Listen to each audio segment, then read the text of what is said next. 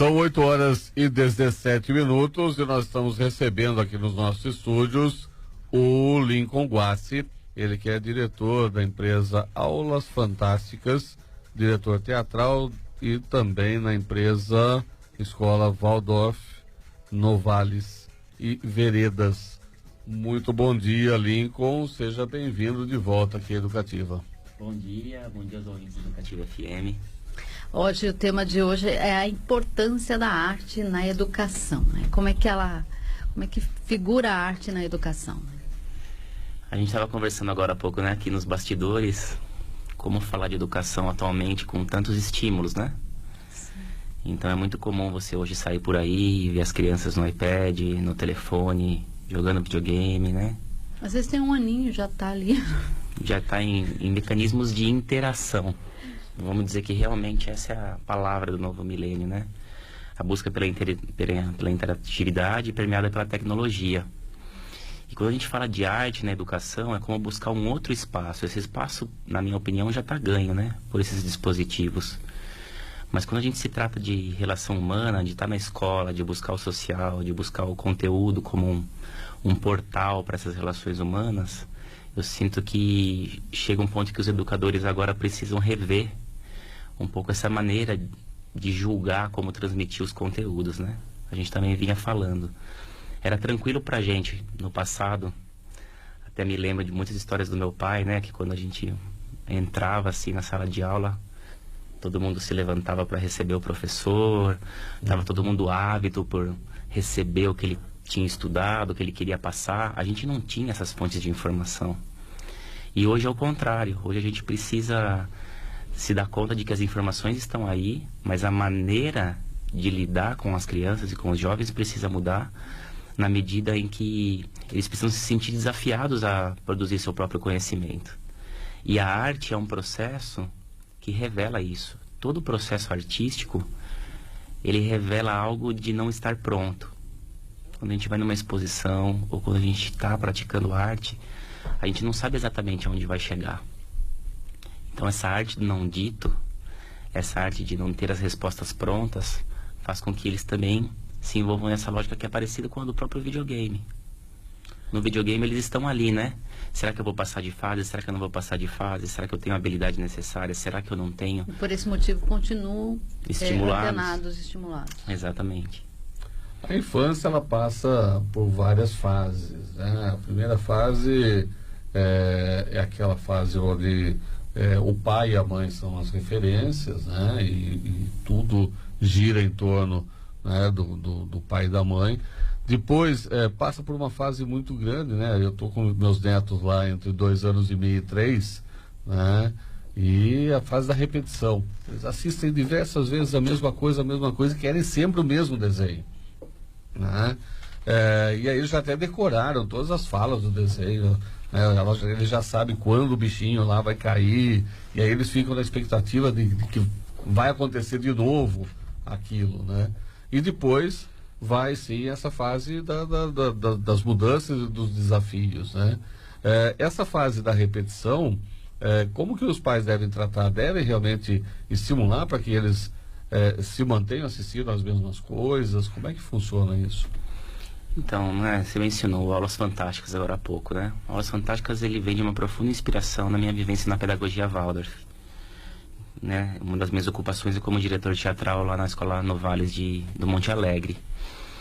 E quando a gente fala de primeira infância, de 0 a 3 anos especialmente, a gente vai fazer um evento em Campinas no domingo sobre isso. É interessante como a gente acaba se esquecendo como a gente era, né? As coisas que a gente realmente desejava, ou as memórias que existem da nossa primeira infância. Não antes dos 3, mas talvez a partir dos 3. O cheiro da comida da mãe, né? Todo dia a gente sabia que naquele momento a comida ia estar pronta. Todo dia a gente sabia que a gente ia ter a soneca depois do almoço. Então, o grande tema talvez da primeira infância tem a ver com a repetição, mas no sentido de uma rotina segura que as crianças precisam sentir para que elas possam continuar se desenvolvendo. O grande tema da primeira infância é o corpo. Elas precisam estar com o corpo em movimento, se desafiando com as suas habilidades corporais. Não sei se você percebe com seus netos que quando eles começam agora a saber que eles estão saltando, É simplesmente uma conquista impressionante. Eu me lembro do meu filho, quando começou a saltar, ele falava, olha, olha papai, olha papai. E na verdade ele não estava saltando, era quase que um pé levantando do chão, né? Um pulinho só. É um pulinho só. Então, nesse sentido, eu penso que até o contrário. Quando a gente realmente já coloca todos esses dispositivos tecnológicos nas mãos deles, ou vendo um desenho na televisão ou no YouTube, a gente na verdade está minando forças que têm a ver com a capacidade física. Então, quanto mais a gente está só permeando relações sociais verdadeiras com eles nesse momento, mais eles estão saudáveis. E minha filha também, meus filhos também são assim, eles querem a mesma história assim, mas que eu conte, por exemplo. E eles sabem que tem uma magia diferente do que eles estarem só lendo o livro, por exemplo, né? Então a gente está filtrando cada vez mais esses conteúdos para eles de uma maneira humana, tátil, corporal, escutando a nossa voz, vendo o nosso esforço. Isso realmente é muito edificante para a criança. Mas isso tudo faz parte, até a questão da repetição, faz parte da segurança, da busca por segurança por parte da criança. Exato. A gente sabe que a premissa básica da educação é a repetição. A primeira coisa que a gente faz quando a gente quer aprender algo é repetir. E quando a gente está repetindo, isso traz uma sensação de que está fixando. E, obviamente, traz uma sensação de segurança, né? O que eu acho que é o grande problema é como você estava colocando no começo também, quando a gente está lá, em criança de 1 aninho, mexendo no telefone, ela está repetindo, está se sentindo segura, mas num mundo que é virtual e não é real, sendo que ela acabou de chegar. Então, se apropriar da natureza primeiro, para depois deixar o tempo correto para que essas tecnologias cheguem, na minha visão... Como educador, então... É o que faz uma criança estar saudável, de fato. Como educador, assim, a introdução de aparelhos como esses seria, assim, aceitável a partir de qual idade? Tem uma brincadeira, né? Depois que eu comecei na escola Waldorf, eu fiquei assim, como isso está em toda parte, em qualquer momento, a escola, na verdade, agora tem que ser o contrário. Ela tem que oferecer experiências contrárias a isso.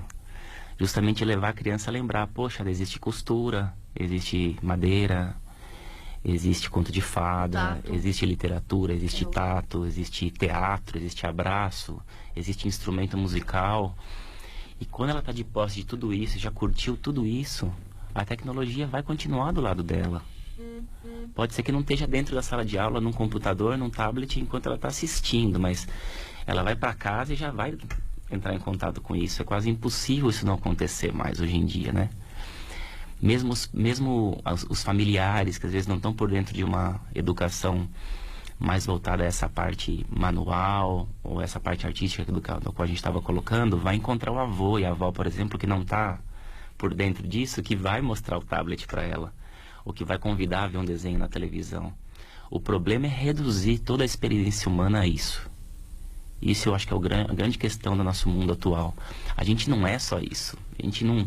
A nossa capacidade de agir com as mãos não está dentro de um aparelho que tem 10 centímetros, 15 centímetros de extensão. O nosso braço alcança quase 2 metros de largura, né? A gente tem os parques por aí para explorar, tem os jogos sociais para explorar. Então a gente é muito mais que isso.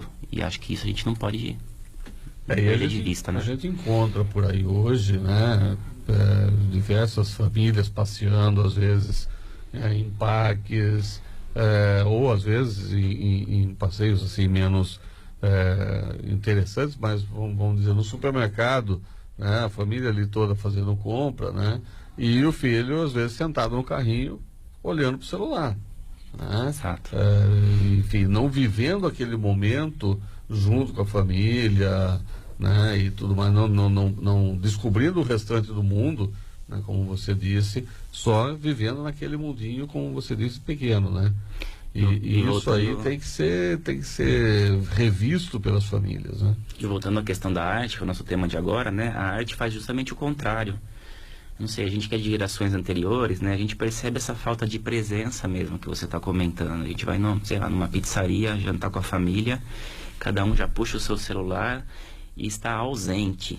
Tem uma parte nossa que está ausente, não está presente com aquele momento que é tão sagrado, né? E quando você está fazendo arte, não tem como você estar ausente. É quase impossível, porque ela te convida, ela te fascina.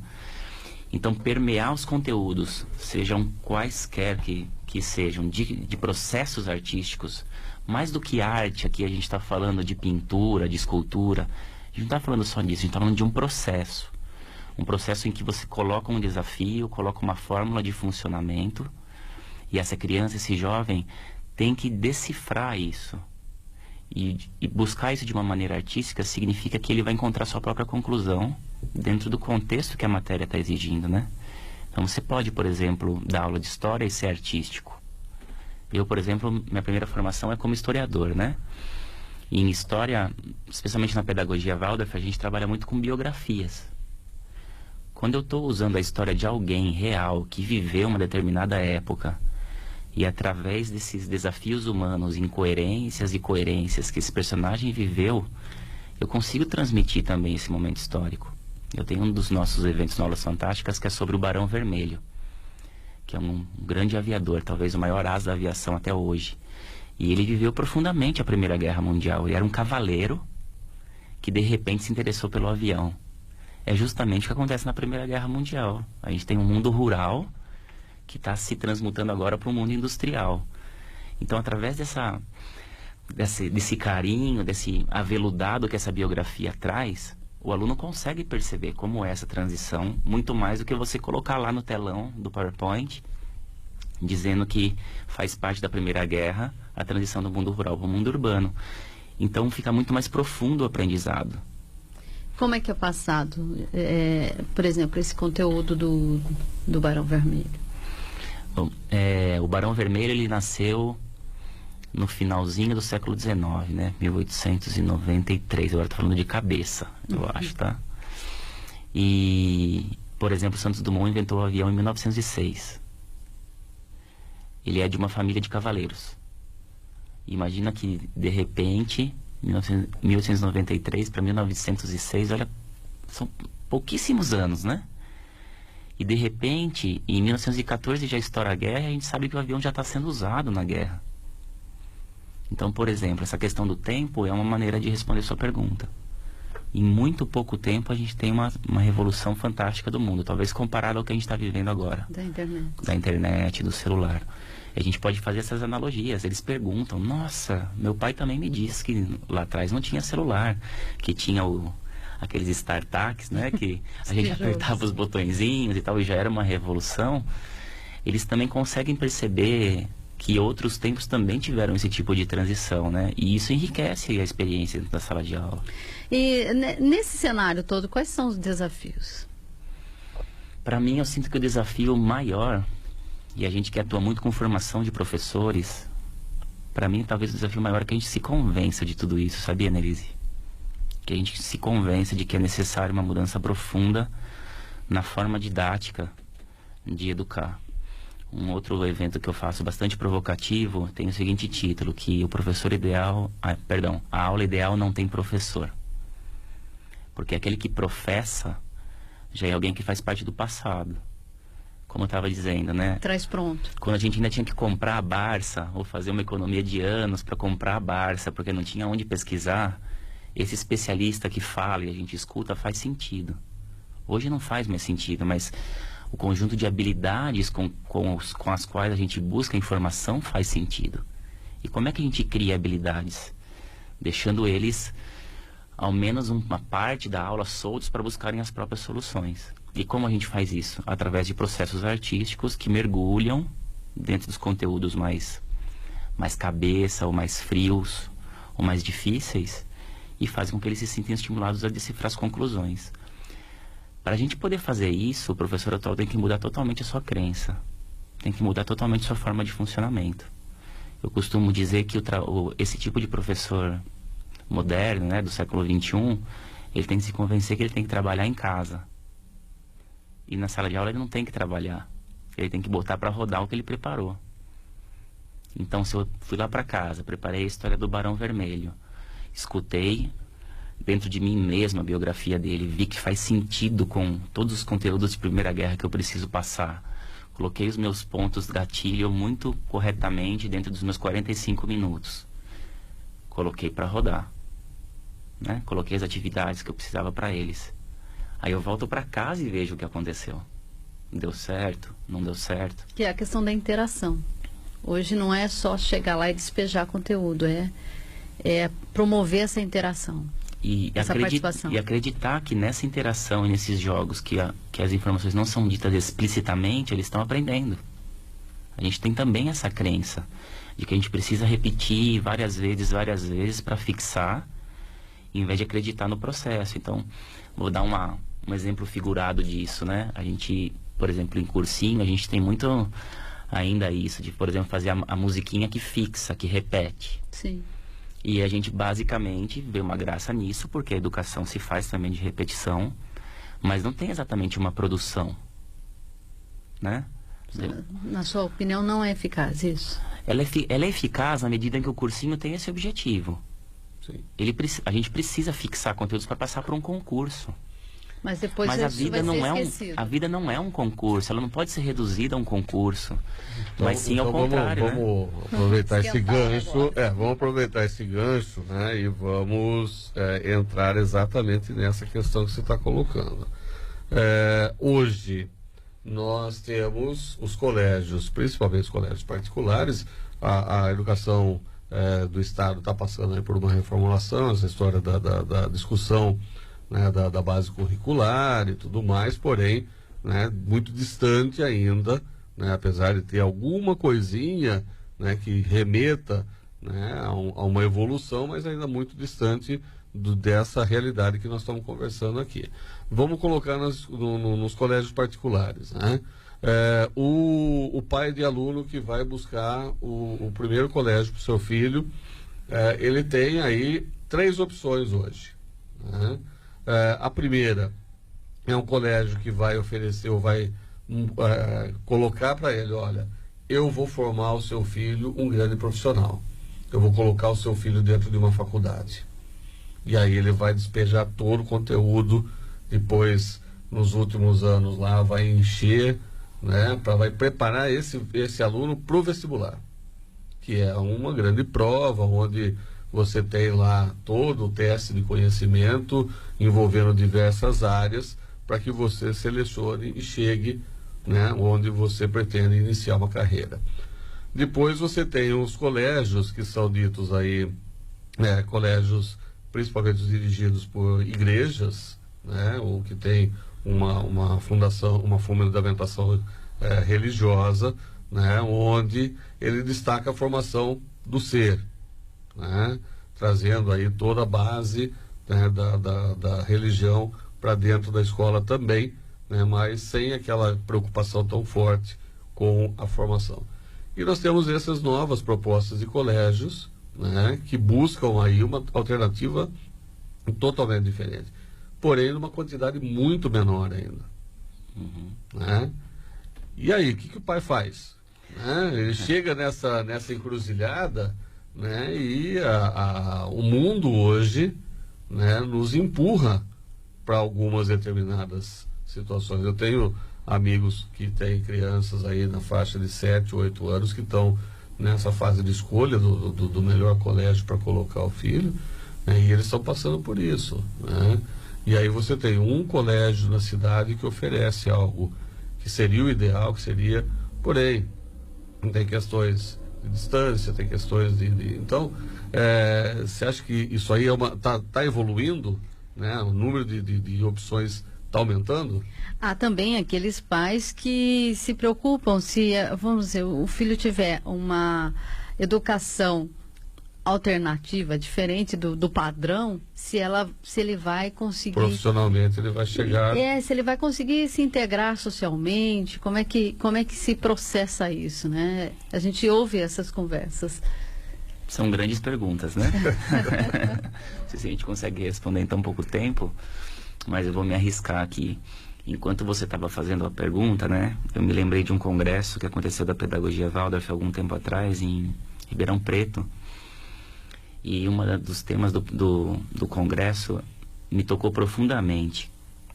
E era um jogo de palavras, que era assim: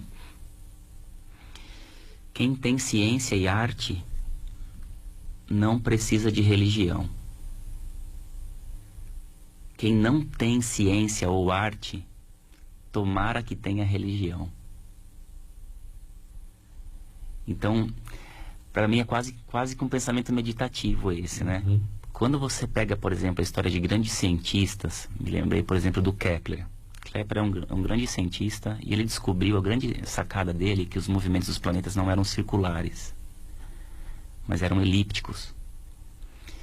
E o que se conta é que quando ele descobriu isso, ele sentiu uma emoção tão profunda, um start dentro dele tão profundo, assim, um insight tão profundo, que ele diz que conheceu Deus. Quando a gente está num processo artístico, por exemplo, meus alunos, quando estão numa apresentação num teatro, né? E acaba o teatro e eles olham ao redor naquele instante em que concluíram aquele processo árduo, tem outros seres humanos com eles, eles se sentem uno com eles, se sentem satisfeitos consigo mesmos, plenos pela realização que fizeram. Muitos me dizem terem esse sentimento especial, de repente compreender a transcendência naquela fração de segundos, né? E quando a gente não está vivendo esses dois processos, muitos buscam esse tipo de compreensão na religião, cada um na sua, né? Em outras palavras, um contato com o que é mais profundo dentro de nós. Então acho que a resposta tá aí. É vestibular? É alternativo? É religioso? Mas de fato, quais experiências o meu filho está experimentando em que ele, da maneira dele, própria dele, na liberdade dele, está compreendendo o que é transcendência? E quando a gente aprende o que é transcendência, a gente se sente feliz. E eu acredito aqui, olhando para vocês que são pais, né, que é a única coisa que a gente quer para os nossos filhos, que eles sejam felizes. E alguma coisa está acontecendo no nosso mundo que está nos mostrando que, em termos de sucesso profissional, a faculdade já não está mais atendendo. Claro que é uma base que, para nós, a gente fica muito feliz se o nosso filho está fazendo faculdade, porque a gente sabe que é um porto seguro. Mas a gente sabe que tem muitos trabalhos manuais que às vezes remuneram mais do que para as pessoas formadas em faculdade. Vou citar o exemplo clássico do que a gente está falando aqui. Hoje, se um dos nossos filhos fala, vou fazer pedagogia, vou ser professor, a gente arrepia do fio do cabelo de cima até no pé. Porque realmente essa profissão ela foi sucateada ao longo dos anos, né? Especialmente quando se trata de ensino público. Então, talvez, se ele realmente abrir uma loja de material de construção e não tiver nenhuma faculdade, sem qualquer mérito ou demérito com relação à loja de material de construção, mas vocês me entenderam, né? Sim. Então, se eu fizer um curso de empreendedorismo, por exemplo, se eu buscar o Senac, em vez de buscar uma faculdade, isso já está em voga, isso já é possível saber que, em termos financeiros, a coisa está empatada. Agora, se você realmente coloca uma criança desde os 3 anos, essa é a minha opinião, tá? Já focada numa apostila, já focada em conteúdos direcionados a um concurso, que vai fazer um afunilamento para passar numa solução única, restritiva de vida, que é a faculdade, eu acho que isso já não está mais certo.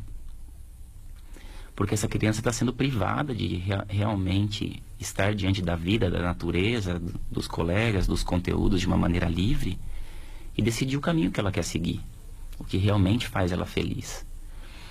Então, acho que essa é um pouco a minha resposta. E, de novo, vem a sua pergunta. Qual é o principal desafio?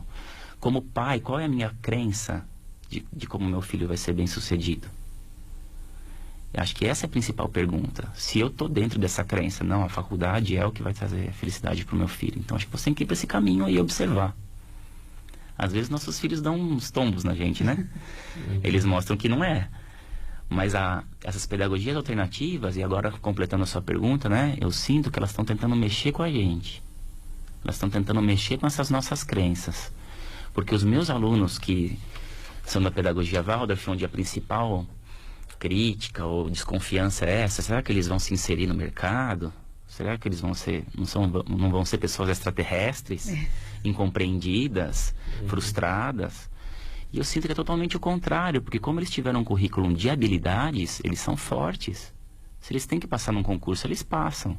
Se eles têm que tocar num concerto, eles tocam. Se eles têm que viajar para o exterior e lavar prato, eles vão. Então eles se sentem com essa autoestima elevada para fazer qualquer coisa que eles queiram. O que talvez muda, e aí entra outra grande crença nossa, é o tempo para essas coisas. Então a gente está acelerando o processo, exigindo a maturidade de jovens de 17 anos para conquistar seus destinos. Escolher já o que vai fazer o resto da vida. Quando, na verdade, poderiam talvez ganhar alguns anos para outras coisas. A gente tem muito isso na Escola Waldorf, que para mim é belo. Pais que têm uma compreensão de que o filho acabou de completar o 3º colegial e não está pronto. E vão buscar intercâmbios. E vão buscar viagens. E vai buscar o tio que mora na Europa. E vai fazer ele se virar um tempo, até que ele realmente conheça pessoas novas, outros universos. E quando ele volta, depois de 2, 3 anos, com 20, 21 anos, a pedagogia Waldorf diz que essa palavra que a gente chama de eu, de fato amadurece aos 21. No sentido de propósito de vida, no propósito de consciência do destino, né? Então, com 20, 21, eles chegam, nossa, eu quero tal curso. Com mais segurança. E entram no cursinho e em 6 meses passam. Porque se a gente, vamos combinar, né? Se nós 3 aqui, que estamos aqui nesse papo, decidimos fazer um concurso de algo, colocamos isso na cabeça, vocês concordam que a gente alcança? Desde que seja o foco mesmo. Desde né? que seja o foco mesmo e que a gente tenha tido a habilidade de base educativa para isso. Que a gente saiba fazer bons textos, que a gente saiba interpretar, interconectar o que ainda não foi conectado antes, né? Eu tenho um amigo que diz que isso é sabedoria. Conectar o que nunca foi conectado antes. Eu consigo olhar a matéria que eu vi no jornal agora há pouco na TV, com o que eu acabei de ver no jornal impresso, com o que eu acabei de conversar com você, consigo articular, consigo desenhar bem também, consigo fazer poesia, consigo mexer com trabalhos manuais. Eu sou um ser humano completo? Sou. Então, o que me faz feliz, seja o que quer que seja. Quando a gente, por exemplo, fala em Leonardo da Vinci, a gente não admira demais? Ele tinha muitas habilidades. Ele era tudo. Ele era poeta, ele era inventor, ele era cientista, era filósofo. Então, acho que o nosso mundo está nos convidando a, de fato, repensar isso que aconteceu no passado recente, que a gente tinha que se encaixar em algo. Mas acho que a gente está aprendendo a ser feliz. Acho que isso é um aprendizado maior do que qualquer um, né? Nós estamos conversando com o Lincoln Guassi, ele que é diretor da empresa Aulas Fantásticas e tem aí um estudo bastante grande na área de educação e arte. Nós conversávamos na semana passada com a Melissa Oliver, né, sobre educação também, né, e aí a gente falava sobre o QI e o QE, né, que antigamente se dava muito valor ao quociente de inteligência, né, e hoje o quociente emocional é muito mais forte e muito mais trabalhado, muito mais exigido, principalmente e inclusive, né, nas empresas na hora da contratação, né, isso acho que vale muito mais hoje. É exatamente isso que vocês trabalham? Interessante, você tocou agora no ponto principal que conecta nosso tema de hoje, né? A arte, né? Quando a gente está buscando arte, a gente está buscando um outro nível de dimensão humana, né? A gente não está falando do intelectual, não está falando do explícito, não está falando do mental. A gente está falando do coração, está falando dos sentimentos. E a gente realmente precisa muito disso. Então a gente tem visto na educação várias reformas e medidas que desobrigam a arte nas escolas. E eu vejo isso de 2 maneiras. A primeira maneira é terrível, né? Porque a gente ainda, como eu estava falando antes, está numa cultura passiva de educação. Então as escolas tendem a olhar as referências que traz o governo e não precisa mais ter, então não tem. Isso é quase como um pensamento automático nosso. E escolas alternativas como essa estão ficando cada vez mais importantes por isso. Porque olham uma medida dessa e dizem, nossa, mas é muito importante cuidar das emoções, muito importante cuidar dos sentimentos. E mais, é muito importante cuidar das mãos e dos braços. Porque se a coisa continuar assim, como a gente estava falando antes, né? Nas minhas mãos eu tenho um universo de 15 centímetros. Já dizem que os próximos meios de comunicação você vai pensar. Ou você vai olhar numa tela, uma parede e já vai aparecer a tela na sua cabeça. Os óculos. Os óculos. Óculos de realidade virtual hoje, então, né, colocam em mundos totalmente diferentes. Então eu brinco que então daqui 1000 anos a gente não tem mais braço e perna. Tudo que não A usa evolução. vai Tudo que não usa atrofiando. vai atrofiar, a gente vai virar uma cabeça, e sendo que a gente tem potencialidades tão grandes com as mãos e com os pés, né? E também com essa capacidade de se emocionar e de se conectar com a transcendência, né? Que é o que eu estava falando antes. E aí entra essa coisa da qualidade emocional. Como é que eu crio qualidade emocional se é uma coisa também tão subjetiva? E aí, de novo, eu falo do processo artístico. Eu acho que existem várias ciências que cuidam das nossas emoções de uma maneira bastante conduzida, né? Psicologia, psiquiatria, por exemplo. Mas quando a gente fala de arte, a gente tem uma dimensão ali livre em que a gente está desfrutando de algum processo. E como ela permite que a gente esteja vivendo essa liberdade, a gente encontra as nossas próprias respostas. Eu não sei se vocês praticam algum tipo de arte, né? Mas quando, por exemplo, você está desenhando, que está ali naquele esforço, eu preciso revelar algo naquele desenho. Tudo que a gente vive em termos de qualidade emocional aparece. O nosso momento de vida, se eu estou seguro, se eu não estou seguro, se eu estou com uma autoestima elevada, se eu não estou, se eu estou para estourar de raiva com algum outro processo, se eu não estou. O teatro, por exemplo, que é a minha grande especialidade, é impressionante os processos que as pessoas vivem dentro do teatro. Quando elas simplesmente escolhem estar durante 1 hora ou 2 horas dentro de cena, vivendo a ilusão de ser outra pessoa, e ao extravasar as emoções dessa outra pessoa, que é o personagem, elas estão mais equilibradas depois. Então eu brinco muito assim com os meus alunos: olha, aproveita agora para gritar muito, porque você vai chegar em casa e você vai ver que você vai ficar calmo. Você vai estar tranquilo. Até porque, falando em questão do quociente emocional, vamos dizer, voltando àquela conversa, né, de como preparar o filho, dele fazer o vestibular, se ele não tiver a qualidade emocional, não adianta nada ele ter todo o conteúdo decorado, presente na cabeça dele. Exato. Se faltar essa parte, a parte emocional, ele não vai funcionar também. Exato. Seja em qualquer concurso, ou até para uma entrevista de trabalho, se ele não tivesse quociente emocional. E hoje ainda mais, quanto mais a gente vive, quanto mais a gente percebe, né, profissionalmente, por exemplo, nós temos advogados que têm assim um conhecimento jurídico, estou citando um exemplo, né, mas um conhecimento jurídico fantástico, ele conhece todas as leis, porém se ele não tiver o envolvimento emocional com o caso, né, ele não consegue fazer com que aquilo chegue a um bom termo, né? Ele vai acabar conseguindo no máximo uma condenação ou uma absolvição, né? Porém a questão maior, que é o resolver o caso, muitas vezes nem chega até o juiz. Uhum. Né? Nós temos o doutor Zé Fernando veio outro dia aqui nos falar exatamente isso, né? Que hoje se tenta muito mais a conversa ou tirar esse processo, para que esse processo nem dê continuidade através das conversas, através da mediação. Né? Estou citando um exemplo. Emocional, né? Estou citando um exemplo. Um jornalista, por exemplo, que saiba escrever muito bem, porém não tem o equilíbrio emocional, a matéria dele vai ficar chata. Uhum. Né? Ele não vai conseguir envolver, né, o seu leitor. Né? Claro. E aí, em todas as outras profissões, a gente pode citar e pode pegar esse exemplo. Então, a gente estava falando da reprodução, né, como premissa da educação. Quando você, por exemplo, foca só nisso, a gente está fomentando um tipo de educação tecnicista, que é o que a gente está, justamente o que você está colocando, né?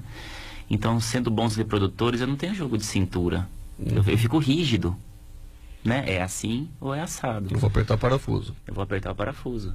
E se a gente não exercita outros tipos de processo, a gente não cria essas habilidades. E aí acho que a gente encontrou de novo a palavra. Quando você está, por exemplo, com um psicólogo, está fazendo terapia, né? A grande palavra é o processo. Às vezes a gente chega lá e fala: agora eu preciso resolver. Quem que eu sou?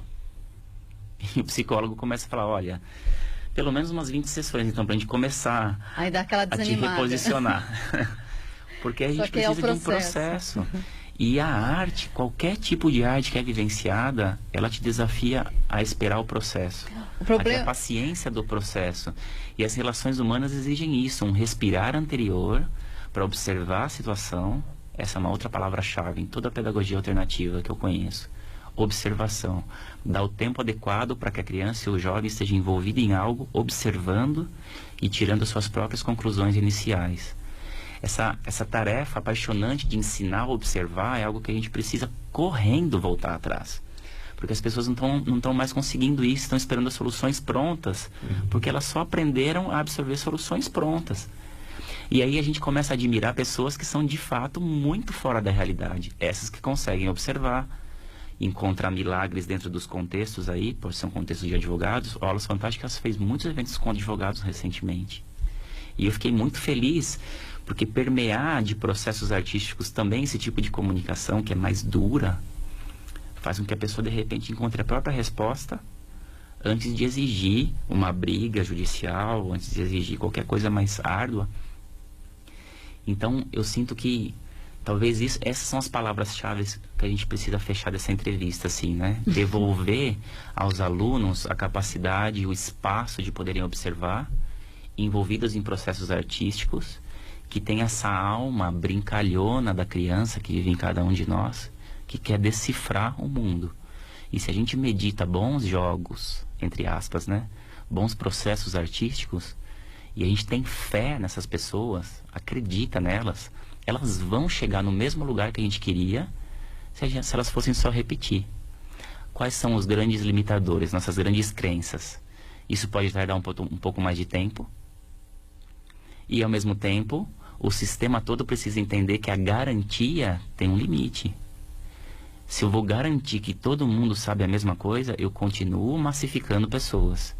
E a massificação de pessoas trouxe todos os problemas que o século XX já revelou. Então, afinal de contas, qual que é a nossa coerência, né? Nós queremos ser humanos livres ou não? Acho que essa é uma grande pergunta. Então, é pena que o tempo... O tempo já estourou. Mas é assim, temos é interessante, até assim, eu gostaria de concluir, o que eu percebo, algo que é bastante assim, verdadeiro para mim, é essa falta de processo. Isso vem minando muita coisa, né? E o processo passa pela arte, né? Pelo tempo, pela observação, como você disse. Além disso, desculpe interromper, mas além disso, né, que você colocou também, acho que é muito interessante a gente pensar e parar, né? Por exemplo, você ia fazer um trabalho, na nossa época ia fazer um trabalho de escola, você tinha que ir para a biblioteca, pegar um livro aqui, outro livro lá, lembrar de que em algum ponto, ou buscar, né, e você juntava diversas coisas. Hoje você senta na frente do computador, digita no Google qual que é a sua pergunta, ali te mostra diversas fontes e você simplesmente monta aquilo ali, seu trabalho. Eu acho que essa coisa do buscar aqui, buscar ali, tirar uma experiência daqui, tirar uma experiência de lá, eu acho que é isso que falta também, né, nos nossos jovens, né? Porque eles estão muito Google, né? A experiência tá tudo pronto ali. Todas as respostas estão ali. É interessante que até no seu exemplo sutil você vê que você usava seus membros, né? Sim. Então talvez não fosse tão árduo, porque a gente de fato tinha que se mexer, tinha que andar, caminhar de um lado para o outro. Ir até a biblioteca, voltar. Hoje mesmo, você quer um bolo, você vai até a padaria e compra o bolo pronto. Antigamente tinha que esperar fazer. Tinham muitas atividades antigamente que faziam com que a gente se mexesse, né? Mesmo a geração dos meus pais, meus avós, era rural, né? Então era um outro tipo de envolvimento com o mundo. Agora, por exemplo, quando a gente fala de sala de aula atualmente, fala de processo, uma das coisas que eu gosto muito de fazer, por exemplo, é quebrar essa barreira de que não tem tempo. Então, eu sou um professor que viveu muito em rede tradicional de ensino, que tinha apostila, que tinha compromisso com passar todo o conteúdo dentro de um determinado prazo. A aula 57, coisas desse tipo, né? E de repente eu comecei a introduzir provocações como fazer uma retrospectiva poética em 5 minutos. E fazer com que através de, por exemplo, técnicas muito simples, que tem a ver com tempo determinado, a pessoa consegue pensar no que aconteceu na aula anterior e escrever uma poesia sobre aquilo. A poesia é uma linguagem velada, certo? É uma linguagem subjetiva. E você produzir uma poesia como que ficou para você de um conteúdo tem uma força tão grande dentro da alma humana que vocês não têm ideia do que acontece com as pessoas nesses cursos. Elas de repente falam, nossa, eu tenho, sei lá, 47 anos e a última poesia que eu fiz eu tinha 15. Só isso já. Fora que você lê a sua poesia que você fez sobre, sei lá, a aula de genética de ontem. E simplesmente a pessoa que está escutando a poesia também viveu aquela aula. E através dos símbolos que você colocou na sua poesia, ela começa a se conectar com o que ela fez e não produziu a poesia. Vocês estão me entendendo, né? Então a arte tem essa coisa mágica de conectar todo mundo através da subjetividade de cada um. Ela tem um efeito coletivo, que é o que o aprendizado deseja, mas ao mesmo tempo com a liberdade subjetiva de entendimento de cada um. E não existe tempo, limitação de tempo para a arte. Uma flor que desabrocha na sua frente ali, não tem tempo. Um passarinho que passou na sua frente, é um processo artístico, uma observação artística. Então a gente tem que ser criativo, na verdade, para ver cada um na sua matéria, que tipo de processo, que tipo de arte pode ser mais convidativa para que eu entregue ao aluno uma oportunidade velada e que com a minha fé ele consiga conquistar o conteúdo que eu acredito que através daquela experiência ele vai alcançar. São importantes reflexões que a gente, né, tem que fazer sempre, né? Então seria interessante uma próxima vez Lincoln voltar aqui para a gente continuar nessas reflexões. Aqui nós somos novamente limitados pelo tempo. Infelizmente o tempo é um limitador grande, né, dentro da própria criação, né, artística, né? Sempre que você tem um tempo limitado ali, a sua criatividade também fica limitada. Lincoln, mais uma vez, muito obrigado pela sua disposição de estar aqui com a gente. Gostaria que você passasse o contato, né? Quem se interessou e quiser ter mais informações, quiser conversar com você, como é que te encontra? Então, Aulas Fantásticas está em todas as mídias sociais, né? Então, o e-mail do Aulas Fantásticas é contato@aulasfantásticas.com.br. O WhatsApp é 19 99138 3423. E no Facebook você encontra, se quiser direto, fb.com/quero Aulas Fantásticas, ou apenas digitar no campo de busca, né? Aulas Fantásticas. E no Instagram também, @quero Aulas Fantásticas. Legal, muito obrigado pela sua disposição de estar aqui, ajudando a gente a refletir um pouco essas questões de arte e educação, né? E logo você volta aqui para a gente bater mais papo. Para mim é uma alegria sempre estar aqui presente com vocês. Agradeço mais uma vez imensamente o convite para falar de um tema que de verdade inspira todo o trabalho que nós temos feito e, na minha opinião, revoluciona a capacidade do ser humano se relacionar com o mundo e com os demais. Sem dúvida. Um abraço, bom dia. Obrigado, um abraço, bom dia.